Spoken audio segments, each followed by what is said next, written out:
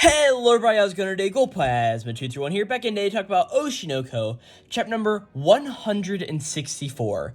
This chapter's titled Finale. And this is not the finale of Oshi. We actually have two more chapters after this one, but this is the finale of Aqua's storyline, as we will see in this chapter. Granted, we don't know what's going to happen in the next two chapters. I still have the theory that yes, Aqua will probably be reincarnated at some point into a new form and as a new person in the last two chapters of the series is like that final note of like, maybe this character can be happy in the end. But that is not what happens in this chapter, and sort of like last chapter, this chapter relies on a lot of the silent emotions that Oshi sort of rides on a lot. I mean, last chapter we had an entire, like, what was it, the first 9 or 10 pages of the chapter were all just like completely like no words, no nothing, just viewing images. And this chapter is sort of much of the same. While it's not all like grouped up together, there's like a few pages here and there. There's not a whole lot of words that are really spoken in this chapter, which I guess makes my job easier, but also more difficult depending on how you decide to look at this chapter and how, I mean, I'm supposed to talk about it. So sort of is what it is there, but that's nothing really too important. This is just a great chapter that I really enjoyed. Now, to hop into this chapter, I guess, first we need to talk about what happened last time on Oshi, and that was a chapter that was all about a alternate timeline in a way that could have happened if Serena actually survived and didn't actually die, and seeing Goro and all of that, and how Goro could have been happy at that same time, seeing both his idol Ai and also his other idol Serena sort of working together in this way. And Aqua eventually came to a conclusion like, hey, the reason I was born again was to protect my sister. And it really looked like he did a small discussion of Crow Girl where he pretty much talked about what made him him. And at the end of the chapter, we sort of saw him disappear in a way. We all figured that was like the death of Aqua there, but as we'll get into, we actually see that for 100% in here in this chapter, but we will really get into it. But like for that, I really don't think there's anything else like described beforehand, so I just say let's go and hop into this chapter. So again, this is chapter number 164. So a little bit of an interesting note about this, like normally we talk about these star icons where the chapter title is. This chapter title actually comes in about, let's see, it's like 16 pages into the chapter. It's actually 12, I lied to you, but we don't get the chapter title at the very beginning of the chapter, so we sort of have a little star icon that says just chapter number 164. You'll get the title in a second, even though on Manga Plus, it literally tells you the title as soon as you click on the chapter, so there's like no surprise on what the chapter title is, right? It's like the My Hero Academia chapter whenever Bakugo finally came back. It was that whole idea of like the beginning of the end, or the end of the beginning and the beginning of a new end, or whatever. It was something like that, to where it's like the chapter title is at the very end of the chapter. But sometimes like Viz doesn't do that, but Manga Plus does like spoil that beforehand. Not like I'm trying to say anything bad about Manga Plus. I like Manga Plus. It's a great website, great reader, and all that stuff for manga, but whatever. We are talking about Oshi here. So we start off this chapter right after the Glare X Sparkle concert for B-Komachi has just ended, right? We pretty much see a bunch of the staff workers walking around the venue. We see all of the folding chairs that are just sitting out there, which I feel bad for whoever's got to go and fold all of those up. Like, I hope it's a team of people that does it. Like, I've never been to a concert or anything like that before, so I honestly don't really know how this works, but I don't think that could be fun at all, having to go through like a football stadium or something, or I guess it'd be a soccer stadium, or no, it'd be called football stadium in Japan, or like whatever this stadium is. We don't know where they performed the Glare X Sparkle concert, besides it was a place, which, I mean, most places are places, so I guess that kind of works out there. But we see the staff going through and cleaning up a bunch of the portions of the venue. We see a few of them picking up trash and just doing various jobs. I really like how Mingo Yorkie, of course the artist of Oshi, has drawn all of the chairs where they are like a little lopsided and they're not in order. Like, you can clearly tell that people were here and did concert things here. So of course the chairs aren't exactly every place you would think they would be. we also see them just like taking down some of the monitors that were hanged up and sort of like the features that were specifically put up for this concert here, like taking all of the I don't exactly know what those are called, like the metal pylons that you'd stack on top of each other, like give the height of the stage and all of that. I don't know what the correct name for those is, but yeah. And then we just see all of the people leaving the venue after the concert has of course happened, right? Of course, after this concert, we need to check on the girls of B-Komachi. So we see Kana and we see Mimcho, and we'll also see Ruby here too. We mainly see that Kana is running around the backstage at the venue, and of course, she's looking for Aqua. So of course, she wants to hear Aqua's like, hey, what you think about the show and all of that stuff. And she wants to know everything going on here when, oh gosh, Kana, I am really sorry to break it to you what's actually happened to Aqua here, but we just see that she just sort of has a word bubble where Aqua's face is in it, and we see that she asks Mimcho, and Mimcho has like no idea whatsoever. She's like shrugging like, I don't know, like he could be anywhere around here. And we sort of just see Kana's determined face seeing this, right? We then go over and see Ruby, who is presumably just talking with some fans of hers. It may probably like some VIP situation where like, hey, if you pay a certain amount for a ticket, you can come back and meet the girls of B-Komachi and interact with them a little bit. And we see a little girl here who has like a notepad or something out. Probably more like just a piece of paper, like, hey, can I get your autograph, Miss Ruby? And all of that sort of thing right there. Pretty cool to see. We also see that this girl is presumed a mother's here too, but we don't really get anything else besides for that. And we just see that Ruby's face here is very smiling, because of course, she does not know what has happened yet, right?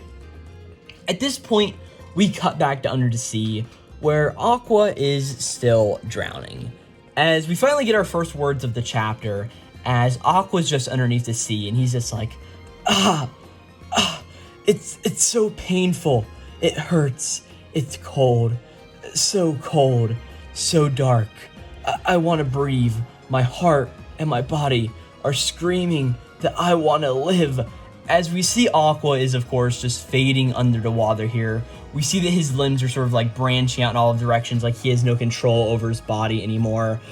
I really find it really freaky how Aqua's eyeballs are drawn here. So of course in his, what is that eye? Is it his right eye? No, it's his left eye that he has the Sharingan in. We see that it's sort of sitting back there. And then we see like the cracks of his eyeballs coming around as he's sort of looking up to the sky. I mean, there's a very real situation that Aqua's just blind here, not being able to see anything at all, right? But it's a little bit of a freaky visual. And of course, he is still bleeding out of his abdomen. That has not changed whatsoever. But Aqua's just saying like, my heart and my body are screaming I want to live. So bitter. Hurry. It's painful. So painful. It's dark. I'm gonna die.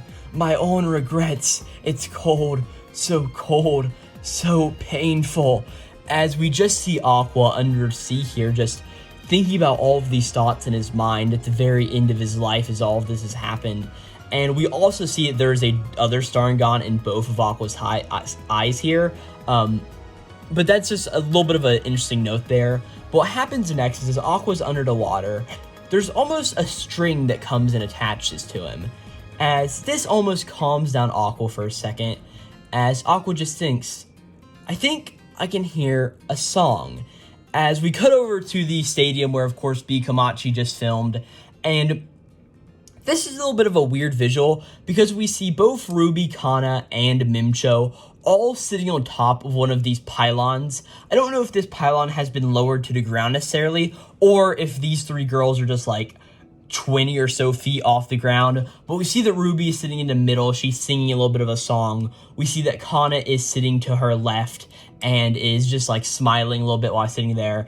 And Mimcho is of course on her right side, putting up a peace sign of her fingers and taking a picture for, of course, her influencer stuff on her phone. But it looks like Ruby is singing here in this second, and Aqua just says, I think I can hear a song. Or so I thought. As we see a few more images of the B-Komachi girls, we just see an image of the three of them all hanging out together and having fun. It looks like Kana is giving Ruby like a little bit of a piggyback ride, and Mimcho is just like filming all of this as it's going on. as Aqua eventually changes his demeanor, as of course he was freaking out before, grasping for air, or gasping for air, like it's so cold, it's so cold, it's so painful. And eventually he just closes his eyes and gives a little bit of a smile. Well, he doesn't really give a little bit of a smile, it's more of like a nice full-bodied smile just under the sea. And after that, we just cut up to again where Aqua and Hikaru had their confrontation right on that cliff shoreline. And we just see Hikaru's phone is just still shining up towards the sky with presumably the end of the B-Komachi performance playing on it. If not the final end of the performance, just, I guess whatever video is next in like YouTube autoplay or something, like, it'd really be extremely awkward if like the B-Komachi performance was going on and then Hikaru like watched some really like weird videos on YouTube, like those Reddit commentary videos, like where it's like an AI voice and like that just starts playing as soon as the B-Komachi performance ends and like the live stream ends. But I don't necessarily want to think about that scenario, but it is at this point in the chapter where we get the whole thing, chapter number 164, titled Finale. As, yeah, it finally seems like this is the finale for our main character of Aqua and his overall story. But, of course, the chapter is not over yet. Like I said, we still have a few more pages to go on here. And we start off with another one of those shots where there's no dialogue here, as we just see the, like, skyline of Tokyo and one of the crosswalks in Tokyo where it's sort of like everybody's just walking back and forth on the road to get to their destination. And most importantly, we see on one of these buildings around this crosswalk, there is a poster for a movie. Of course, The 15-Year Lie, the main focal movie that we focused on in the final, like, third of this series, right? As you see, there's the sign there just says, like, 15-Year Lie, big hit. So presumably, this movie has done very, very well. And at this point, and really for the rest of the chapter, we get narration from Akane, as we just see that she's like, what happened after that is a story you no longer know. Of course, referring to Aqua here, being that, yeah, Aqua is, dead, right? As we pretty much just see a few images of the actors of this movie. We see, of course, Taiki and Frill, who, of course, played, Himekawa's parents. I remember one of them was Ari, but I do not remember the role that Taiki's father, what his name was. I think it was like Sanjiro or something like that, but I am not 100%. You know what? There's a very easy way to figure this out, which is called the Oshi no Ko Wiki. I haven't had to use this thing in a while because I normally have been pretty good on getting my Oshi no Ko stuff figured out. So let's go to the Live Theatrical Company. Let's go down to Taiki Himekawa, and let's figure out what his father's name was. Name, age, I don't care about all of that. Relatives. Seijiro! Did I say Seijiro? Because if so, I was very much correct there, and I'm sort of happy about myself. I don't remember if that's what I said, so I guess I'm gonna have to go check that out in editing, but if I did, good job me, because I pulled that out of almost nowhere, right? But we see them, and of course, then we see Aqua in the, looking like Hikaru after he played him in the movie, right? But Akane continues on her narration, saying, your body was found by a fisherman 20 kilometers from the scene. A little translation note, of course, that Manga Plus does, about 12 miles, since, of course, in the United States of America, we use freedom units, and we need people to describe how the other units convert to ours, because the rest of the world is pretty much on track. But after that, Akane just continues saying, like, hey, the damage seemed to be minor. It must have been due to the cold of the winter sea. And after that, it became big news. They said that you were killed by Hikaru. They said it was because he resented you. But that's not the case, right? And as this is going on, we see two very distinct visuals. We see the visual of course, everybody at Ichigo Productions finding out and seeing this news, because presumably they have not known this has happened yet, as we mainly see Miyako, Saito, Mimcho, and Kana all sitting around a dining room table or something watching the television, and we really get a massive look at Kana's face in this moment, because of course, she is in full, blooded despair hearing this, the person she liked and the person who pretty much most of the fan base was shipping them together at this point is now dead, and it's oh my gosh, that's a big deal. And then we see the extremely shocked images and shocked faces of both Saito and Miyako. And I really like the way that Mimcho is drawn here, because she has got both of her hands, like, over her mouth. Like, I would do it now as I'm, like, doing this video, but it's going to make my voice sound really, really, really muffled, so I probably should not do that, but it's just a really cool visual that Mimcho does here. And then the other visual we see is Akane walking on the beach. And we see that she has a bouquet of flowers in her hand, and we see that she's in a very nice dress. She's all, like, made up for this sort of occasion. As she says, like, hey, but that's not the case, right? Because, of course, she knows Aqua better than pretty much anybody else, being that that's, like, the role that she's been cast into. We see that she takes a flower and she lays it on the ground right next to the ocean, presumably because Aqua was taken in by the ocean, right? As Akane just thinks out loud to herself, like, she remembers the whole flashback thing between both her and Aqua, like, hey, I'll settle this matter. In the meantime, you have to protect Ruby. Of course, the words that Aqua gave her. Akane just says, like, hey, you just tried to protect Ruby and her future, didn't you, Aqua, right? As we get back to her sort of, like, mental narration, just thinking, like, hey, we all know that's why you killed Kamaki-san and then committed suicide. I believe that you would have definitely come back to us because your expression screamed that I want to live towards the future. You didn't look like someone who wanted to die. Why didn't you let me help you, Aqua? If you wanted to, we could have planned the perfect crime together. I was ready to become a murderer, and I would have even gone to hell as long as it was with you.